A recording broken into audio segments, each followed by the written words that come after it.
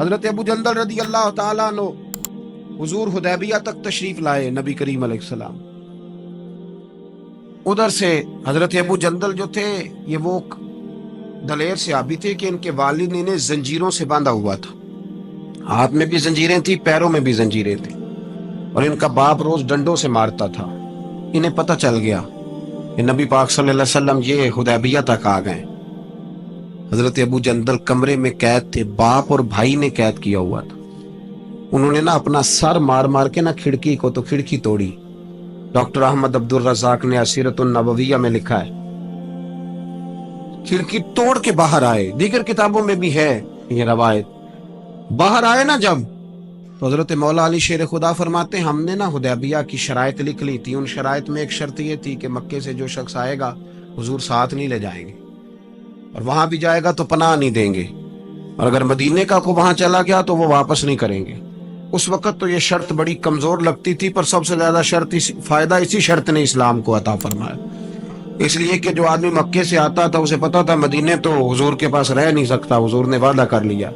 مکے واپس جا نہیں سکتے تھے، وہ کسی تیسرے شہر میں جا کے بیٹھتا تھا. تو صحابی جب تیسرے شہر میں بیٹھتے تھے تو سارے کا سارا شہر ہی مسلمان ہو جاتا. اس شرط کی برکت سے کئی شہروں تک دین پھیل گیا. حضرت ابو جندل قید تھے، ان کے والد نے بھائی نے قید کیا ہوا تھا. یہ کھڑکی توڑ کر کے آئے. میرے دوستو جب حدیبیہ میں پہنچے تو حضرت علی کہتے ہیں جس رستے سے یہ چل کے آئے تھے، چونکہ پیروں میں زنجیریں تھیں تو جہاں سے چل کے آ رہے تھے خون بہتا آ رہا تھا. فرماتے ہیں آ کے حضور کے سامنے کھڑے ہوئے تو بڑے درد سے روئے، بڑے درد سے.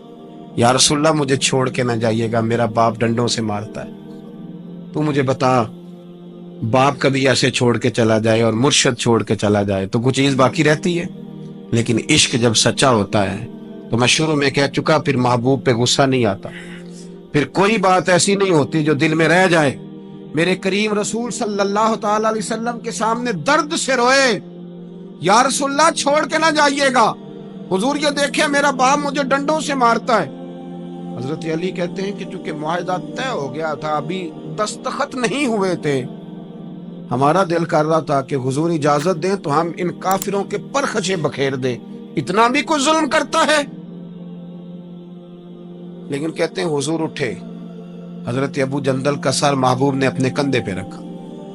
جناب ابو جندل بھی کھل کے روئے. ایک باری میریاں اکھیاں چوں اونا نے اتھرو پونجے سن، ہن تے چسکا پہ گیا رونے دا، تے ہر ویلے آہو زاری دا. کہتے ہیں کھل کے روئے حضرت ابو جندل کہ حضور مجھے چھوڑ کے نہ جائیے گا. جب وہ رو رہے تھے تو ابو سفیان اٹھے، کہا آپ نے وعدہ کر لیا لے جا نہیں سکتے. ایک صحابی نے کہا بھی تو دستخط نہیں ہوئے. کہا نہیں پھر ہم توڑتے ہیں معاہدہ. سننا بات، غور کرنا، عقل کہاں تک انسان کو پریشان کرتی ہے اور محبت اسے کتنا سلیقہ سکھاتی ہے، کتنی اطاعت اور اتباع سکھاتی ہے. نبی کریم علیہ السلام نے حضرت ابو جندل کو تسلی دی، اور پھر حضور نے تھپکی دے کے کندھے پہ فرمایا تیرا تھوڑا سا امتحان رہ گیا ہے. دل پہ ہاتھ رکھ کے بتانا کام بڑا مشکل ہے، تیرا تھوڑا سا امتحان رہ گیا ہے. جناب ابو جندل کو یہ کہہ کہ حضور نے رخ انور پھیرا تو ان کے والد نے گریبان سے پکڑا، کھینچ کے لے گئے اور کہنے لگے ان کے ساتھ تو معاذ اللہ جانا چاہتا تھا جو تجھے لے کے نہیں گئے، ان کے ساتھ. جناب ابو جندل نے باپ کا ہاتھ جھٹکا، اٹھ کے کھڑے ہوئے، کہنے لگے زیادہ باتیں نہ کر، میرا تو ایمان پہلے سے زیادہ مضبوط ہو گیا ہے کہ میرا رسول وعدوں کا پکا ہے، میرا تو ایمان پہلے سے مضبوط ہو گیا. اور کیا شاندار لفظ لکھے ہیں ڈاکٹر صاحب نے. حضرت ابو جندل کہنے لگے ابا آپ تو اس طرح کر، میری یہ زنجیریں کھول دے، ہاتھوں کی بھی کھول دے، پیروں کی بھی کھول دے، اور مجھے بتا میں نے کس کمرے میں قید ہونا ہے. تو بس بتا دے کہاں قید ہونا ہے. اب میں تیرا قیدی نہیں ہوں، اب میں محمد عربی کے حکم کا قیدی ہوں. جب تک رسول اللہ صلی اللہ علیہ وسلم کا نیا حکم نہیں آتا میں قید میں رہوں گا، اور میں خوشی کے ساتھ رہوں گا.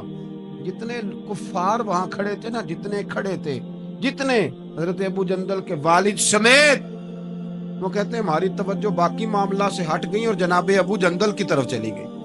یہ بھی رنگ ہوتا ہے. یہ بھی وہ کیا کہا تھا میاں صاحب نے؟ میاں صاحب فرمانے لگے کچا رنگ للاری والا جیڑا چڑھدا لیندا رہندا اے عشق تیرے دا رنگ محمد چڑھ جائے پھر نہیں لیندا. یہ پکا رنگ ہوتا ہے. اپنے آپ کو سمیٹیں. دین کے ساتھ خشک رشتہ بناؤ گے تو لمبا نہیں چلے گا, لمبا نہیں چلے گا. جو بوجھ سمجھ کے نماز پڑھتے ہیں نا, وہ تو زور سے اثر تک مسجد کے حجرے میں گپے لگا رہے ہوتے ہیں, اثر کی اذان ہوتی ہے تو کام یاد آ جاتا.